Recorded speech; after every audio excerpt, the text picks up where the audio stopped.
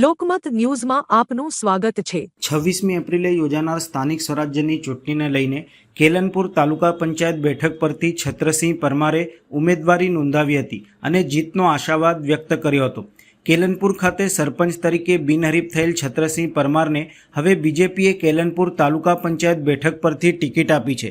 ત્યારે આજે છત્રસિંહ પરમારે પોતાના સમર્થકો, શુભચિંતકો, કાર્યકરો સાથે ઉમેદવારી પત્ર ભર્યું હતું તથા જીતનો આશાવાદ વ્યક્ત કર્યો હતો। તેમણે જણાવ્યું હતું કે આ બેઠકથી મને ઉમેદવારી કરવાનો મોકો આપ્યો છે તો હું ગરીબો અને સરકારની દરેક યોજનાનો દરેકને લાભ મળે તેવા પ્રયત્નો કરીશ અને વિકાસના કામો કરીશ। પાણી ગટરના અહીંયા પ્રશ્નો છે તે પૂરા કરવાનો પ્રયત્ન થશે તેની ખાતરી આપું છું તેમ જણાવ્યું હતું।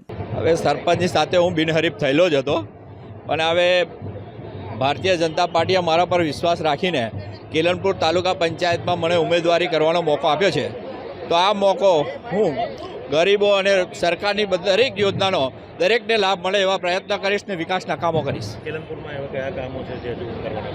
કેલનપુરમાં થોડા કામો અમારી પંચાયતમાં થોડા પાણીના ગટરના એવા પ્રશ્ન છે એ પૂરા કરવાના પ્રયત્નો કરીશું અને પૂરા થઈ જશે તેની મને ખાતરી આપું।